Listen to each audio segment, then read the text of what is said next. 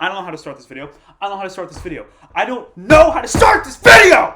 I don't know where to begin, but I'm just going to get right into it. Eagles fire head coach Doug Pederson after a 4-11-1 season, capping off the last 5 years of my life, which I flushed down the drain with the exception of one, because that man that you fired is the only guy to have ever brought me any type of happiness that I've had with this team. It's not the fact that they fired him. It's not the fact that they had to let go of him. I get that they wanted to move on from him. That's not my issue. That should be no fans' issue today. The issue is the fact that they dragged him through the mud for the last 4 days before they finally let him go. 4 days of, he's bad at this, they don't agree, Howie doesn't like Doug, Doug doesn't like Howie, and Jeff doesn't know where to go. Well, figure it out, Jeff, because you made the wrong decision! Need to calm down. I need to calm down. Calm down. I mean, why do I root for this team? Why do I root for this team? I could have been born in Boston. I could have been born in Chicago. I could have been born anywhere else, with the exceptions of Detroit, Cleveland, Cincinnati, preferably not San Diego because they lost their team. I could have been born in New York. I could have been a Giants fan. I could have had 4 Super Bowls, and I could be the one bitching about Doug Pederson throwing the football game that cost my team to get a chance to get in the playoffs. But instead, I'm the sufferer. We're the sufferers. We are the fans that constantly have to go through this shit. And you know what? I don't like the idea of going off on a tangent and saying this is the worst organization in the NFL, because genuinely they're not. You know what? Can I even say that? Can I even say that they're not the worst organization in football? No, I can't, because they act like it every damn year! Again, not the point that they fired him. It is the point that when a man wins you your first Super Bowl, the one thing Jeff Lurie wanted more than anything in football, he made his mommy buy him the football team in '94 because he couldn't buy the freaking Patriots.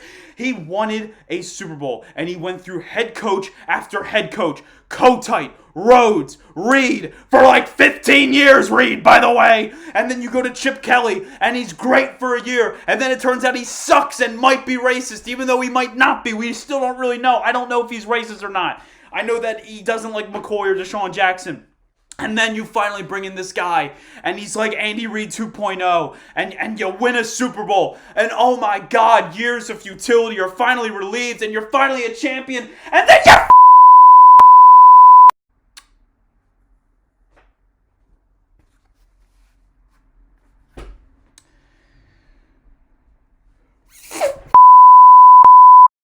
I feel really bad for my neighbors, the ones that are upstairs, if anyone's up there.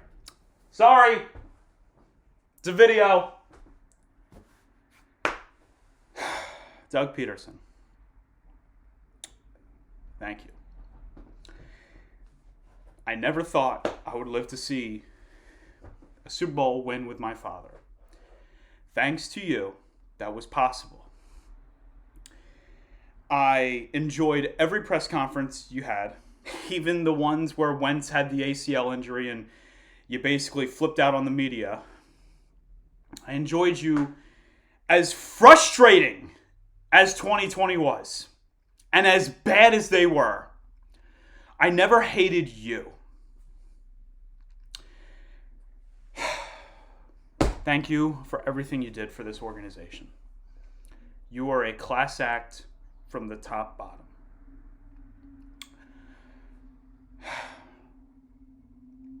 Who's going to want this job? Who? Howie Roseman is a terrible general manager. What was it that Roseman said? He said one bad year, one bad day doesn't make you bad at your job. No, it doesn't. It does not make you bad at your job if you have a bad day at work. Happens to me. Sure, it happens to you.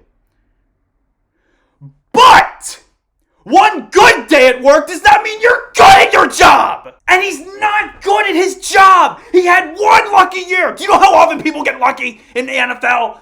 You catch fire at the right time.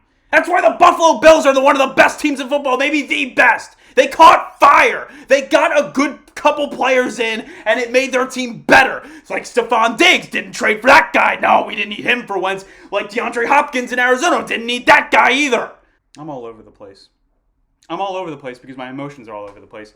Because the Eagles forced out one of the only guys on this team that actually deserved a chance to right the ship.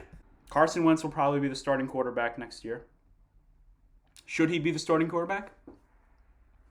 I don't know. What I do know, whoever the coach is, whoever it is, Mike Kafka, Eric Bieniemy, Deuce Staley, 3 names that I've already heard shouted off, I don't know who the next coach is going to be. That's the beauty of this. We're going to find out together. The Eagles don't know who their next head coach is. But we're going to find out together. Because we're Philadelphia fans. I could have been born in Dallas. And I could be one of those guys. I could be 5 rings. I could have my Troy Aikman jersey and Emmitt Smith posters all over the place. But no! I was born near here.